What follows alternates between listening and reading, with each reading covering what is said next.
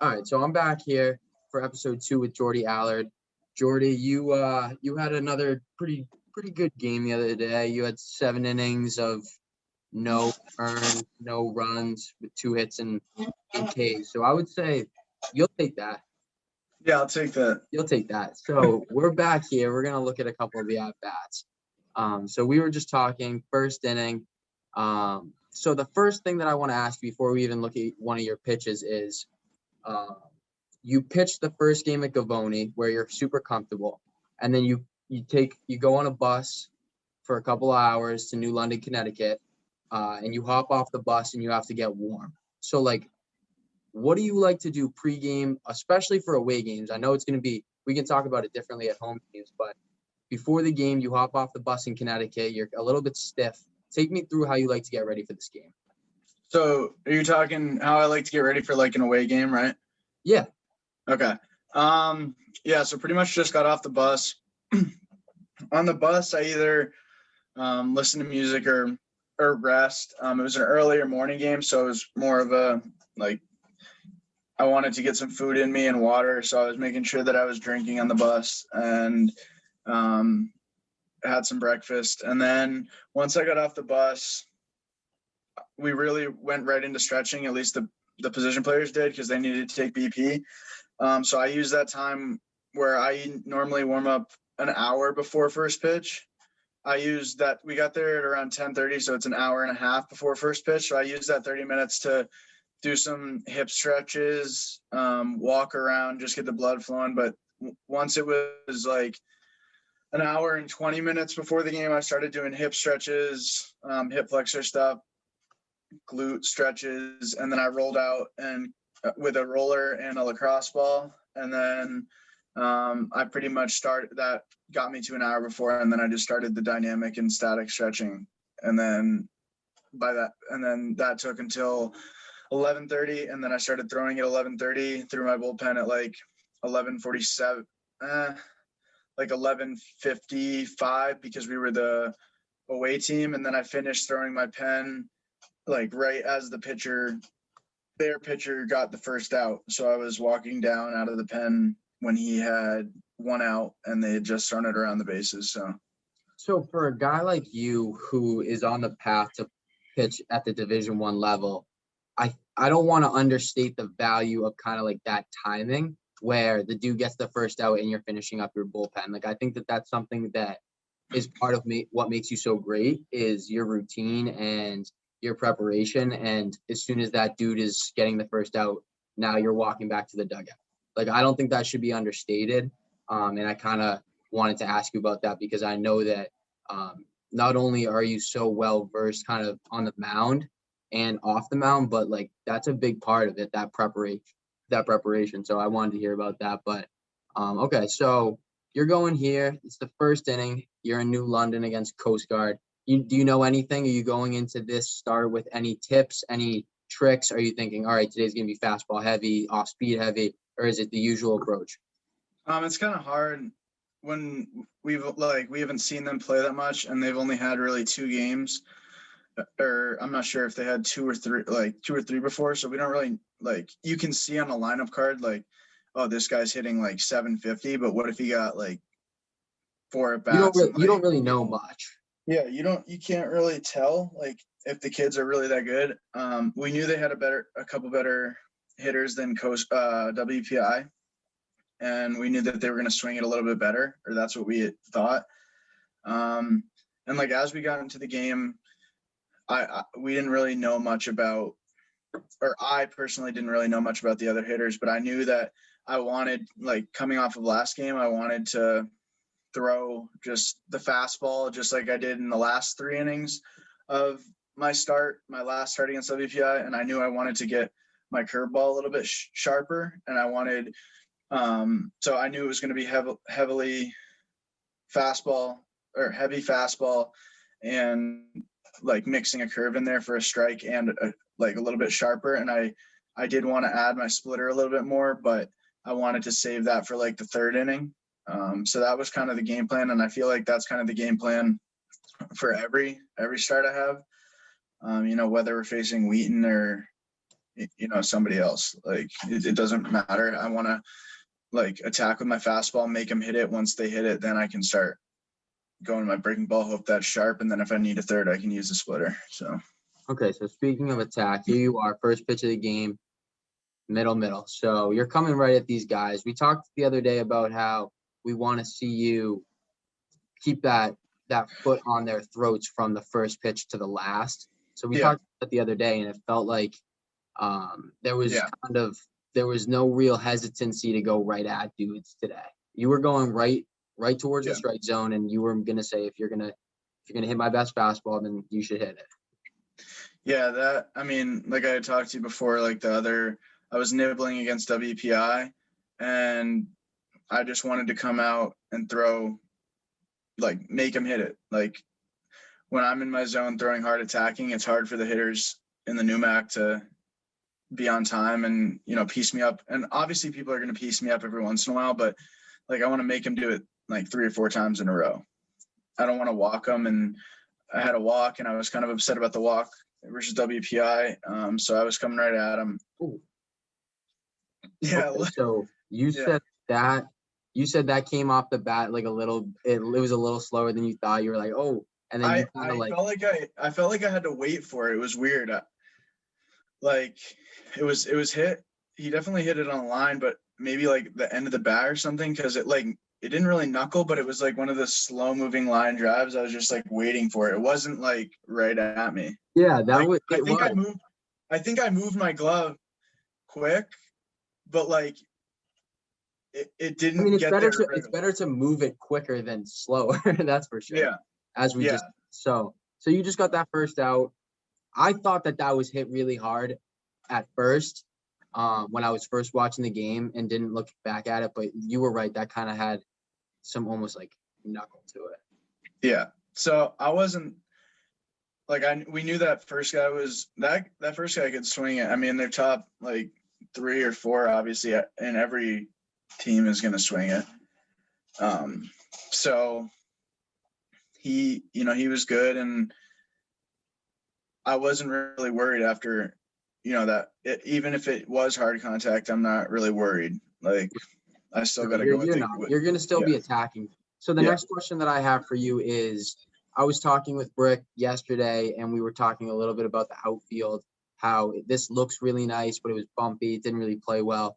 So how is the state of this mound, and 2, does the state of the mound ever affect the way you pitch? Not like what pitches you're throwing, but you're like, okay, this mound kind of sucks, or this mound has a lot of elevation. Like, can you ever feel that?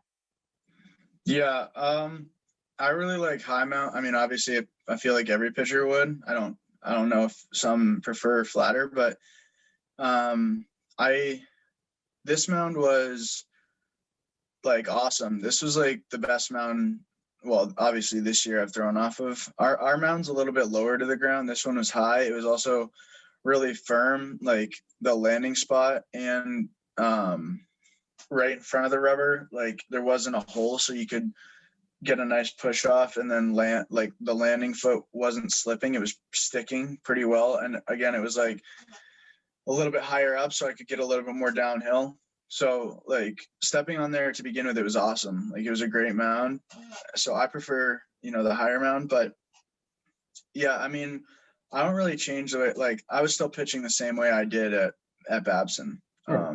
I wouldn't expect that you would throw different pitches based on the mound. I would definitely, and then I'm also going to ask you another question, because I wanted to take a second and look at this, because this is one of the 2 hits that they had here. This is one of the 2 hits that they had today. And after the first batter, I was watching, and I thought he hit it hard. And then this dude hits a ball in the gap, and I was like, okay. So I wonder what Jordy's thinking, because I know he's not in any way timid. He's not worried. But what's he thinking? So the first dude hits a ball back at you. This dude puts a ball in the gap. I mean, just what are you thinking? Yeah, it's hard to remember what I was thinking. Honestly, both hits were on curveballs, but I remember that pitch. I threw one of the curveballs. It was pretty much the exact same curveball I led up to that double on WPI. Like it literally was just a Just a cement mixer. cement mixer, just right Yeah. down the middle. And it was like, I was just, this is kind of the turning point where I started to like say, okay, I'm attacking with my fastball. Like, so it's kind of a progression. So WPI, the first innings, I wasn't throwing my fastball hard. I wasn't throwing my curveball hard. And then once I got to the fourth, I was like, oh, I need to attack with my fastball. So I started this game attacking with my fastball, but then I had that cement mixer curveball, and I was like, okay, so now I need to fix that. So I'm going to throw this harder. So I think that was pretty much the only thing going through my mind was like, that was just a bad pitch. Like, I'm okay. Like that doesn't matter. Like, I'm just going to get this guy. And I think that's one of the things this year I've thought of also is I used to get really rattled as a starting pitcher or anything when anyone was on base. Like after a hit, I would get really like, oh, that's it. Like I failed. But now when somebody gets on, I just like think next pitch, like next batter. I'm not going to look too far ahead. Again, I don't think that, just like I said with the preparation, I don't think that should be understated in any way. I mean, that's a huge jump that you would have to make if you want to succeed at the Division I level. I mean, if you are getting, what would you say the word is?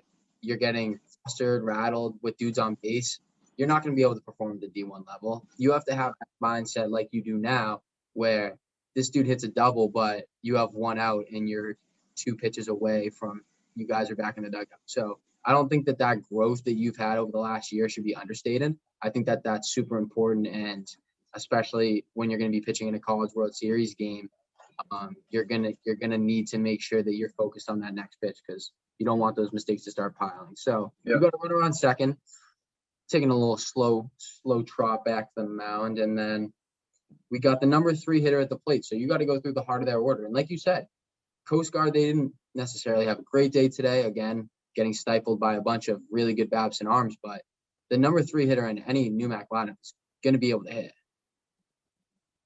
Yeah, definitely. And I knew that, like I knew, again, like I just got to come at him. And I did the first pitch and he just pops it up. So that's got to be a good, like, okay, breath. Yeah. Yeah. That was huge. After getting the second out, I mean, obviously you're still a little bit nervous. Like your nerves don't go completely away. Like even me saying like my mindset changed, obviously I'm still going to be a little bit nervous, but that definitely calmed me down a little bit more. Especially with one pitch. Like it wasn't even like I had to battle in that at bat. And you attacked him fastball there. Was it fastball up? Yeah, it was like fastball in and up. I think he just jammed and popped him up. Was it designed upstairs or you just let it ride? Yeah. This game, like nothing for me is really designed. I never get called for high fastballs, but when I throw them hard and like just let them come out of my hand, I have a lot of backspin on the ball, so sometimes it just rides up like that, and it works sometimes. I actually did hear from, it might have been you or someone else, that Coach New doesn't really like to call the high fastballs. Yep. That's not really like something that he necessarily will like go to call. So right. If you, like you said, if you kind of aim almost middle and let it ride, you're fine there. Yep. So now we got 2 outs, 4 hitter, lefty. You know anything about this dude or no? No, not really. He was a big dude, so he looked like he could do some damage. But this is just like I pitch this or I throw this like this at bat, like nobody's on base. Like I'm not really worried about the guy on second that much with 2 outs. Yeah. And a question I've wanted to ask you is, I know that a lot of professional pitchers, and I know that even a lot of professional catchers will kind of pick up little things with the takes of hitters and kind of like even the half swings or the full swings. Is there anything you're ever looking for in a hitter where when he steps to the plate, where his hands are, where his feet are, or is it just you're locked into that zone? You're not really kind of looking at what he's up to? Yeah. For me, I'm sure other pitchers look at it or like studying film like professionals before.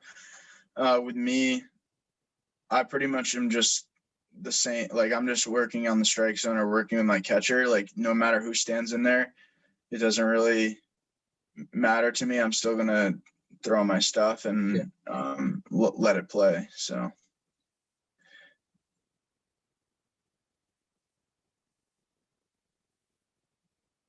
Okay, so I think it's 2-0 here. Is it two? Do you remember? I think the first pitch I threw a splitter and he swung and missed and it was in dirt. And then I threw another splitter and it was 1-1. And then I went back to fastball. You're gonna go back to fastball here? I mean, I think so. That's. Do you remember that splitter early to the fastball? Does that slow them down? Like, does that slow them down and then speed them back up? Yeah. Yeah. So that's swinging K. Yeah, I mean, I only threw this. The thing is like, I think I would notice that if I was throwing the splitter more. I only threw it 4 times that game, and 2 were like, actually, all 4 were moved like exactly how I wanted them to. 2 were just like more competitive than the others. So 2 started right in the middle of the strike zone and just dropped behind the plate. So those were the 2 that were my best. One of them started a little low and didn't get a swing, and the other one was actually like in this like outside, like on the chalk in the other's batter's box, but it was the right height. And that was like the first splitter I've actually thrown that's like, if it was over more, it could have been a strike. Most of my splitters are ending in the dirt. So that was the first one that ended at knees. So again, I might have to send you a baseball because I want to see that splitter grip. I want you to show what that's up to, because that when I first saw the way you grip that, I want to know, one, when you're throwing that splitter, what are your keys? Are you looking at the hitter's knee? Where's the key for that splitter, and what makes it so effective where it looks like it's a low strike and then all of a sudden it's not there? Yeah.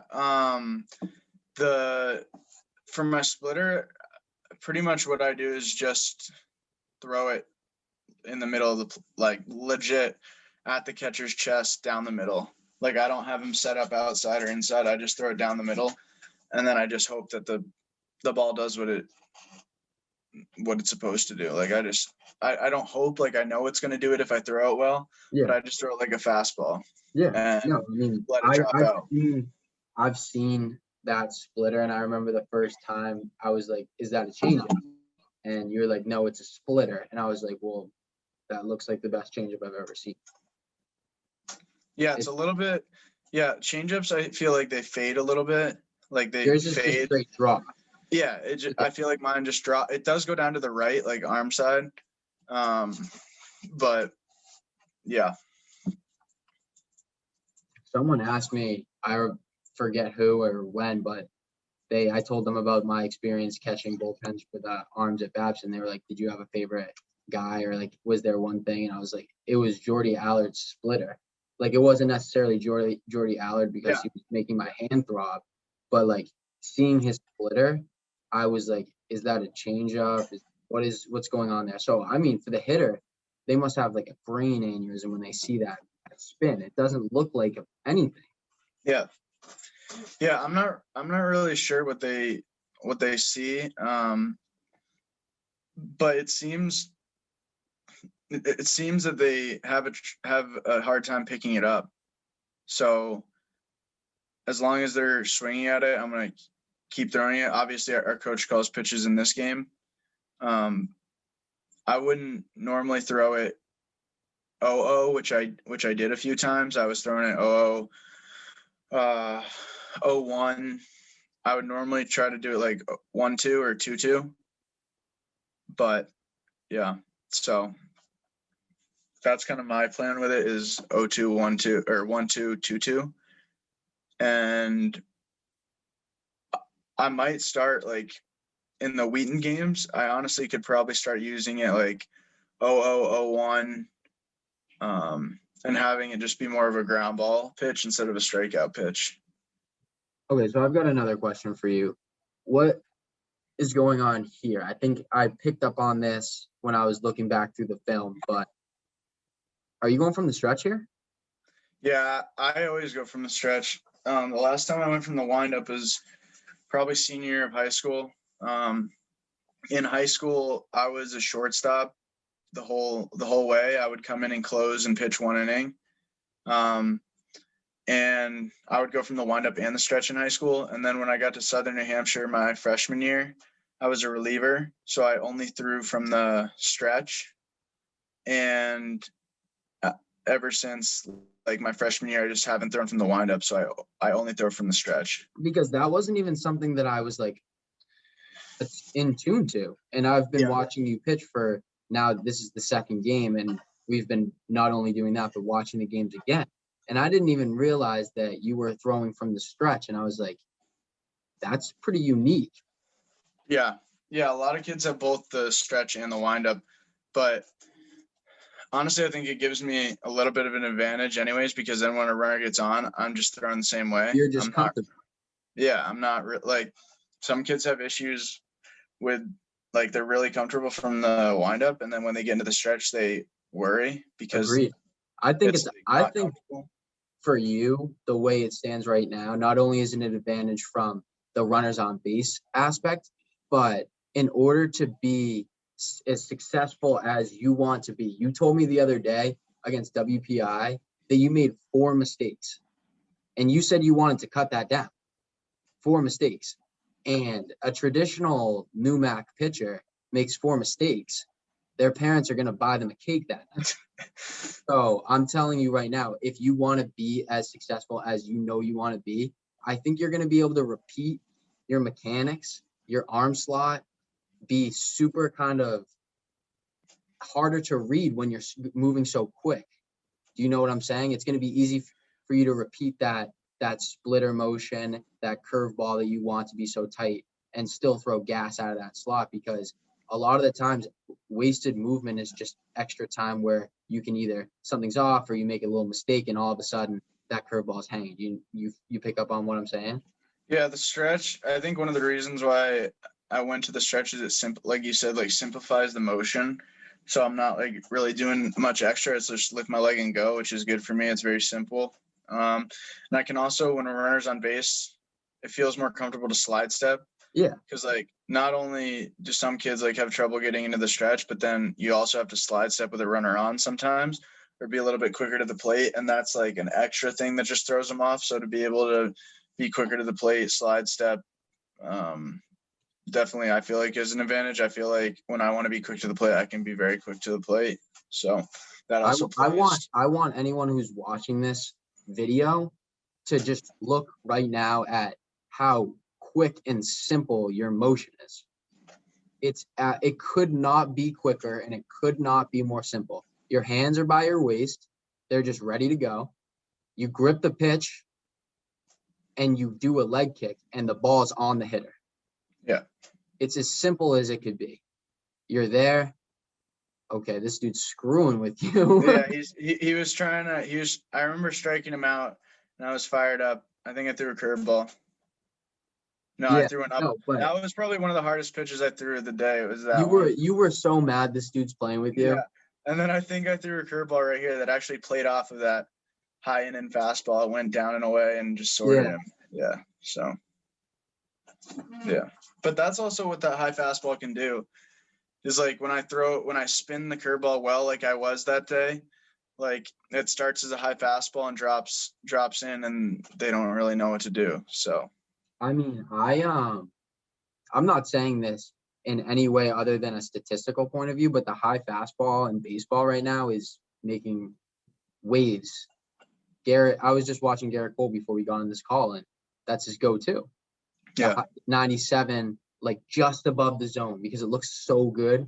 And then he throws that slider or his changeup, and the slider plays away from a righty. The changeup plays into a righty, and then he's going back up. I mean, it's not what you're working with, but it's pretty close. Right. Yeah. I mean, and I feel like for me, I can throw that like 0-2 or 1-2 when I get a fastball called.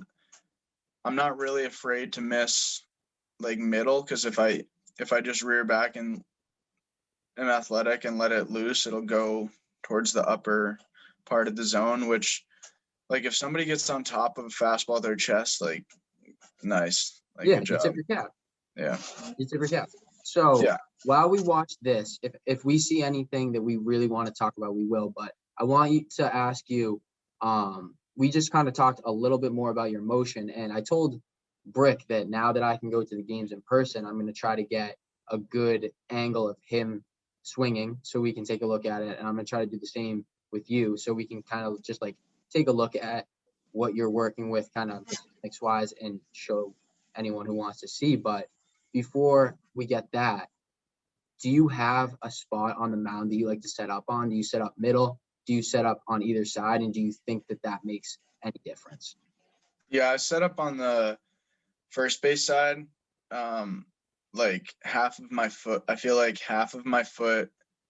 Honestly, the whole foot is on the mound, but like the heel is at the very edge of the first base side.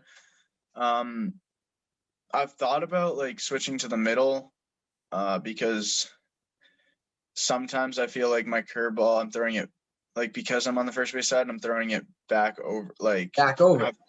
yeah.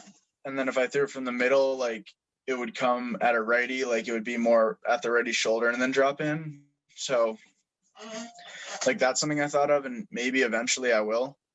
Like, because then I could throw my change up middle and it would drop like to their back knee or something, like, or my splitter, sorry. But right now, I'm not changing anything up for right now. I mean, eventually, maybe next year, or even if I run into trouble, I could try it out. But it's just, I think I've thrown off there my whole life, so it would be uncomfortable to switch right Yeah. now.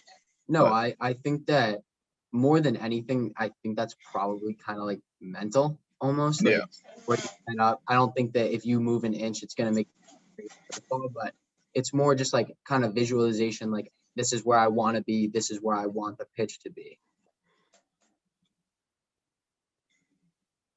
So I mean, you're through 7. They haven't really, this is gonna be your last inning of work. You're still throwing hard. That curveball still got bite.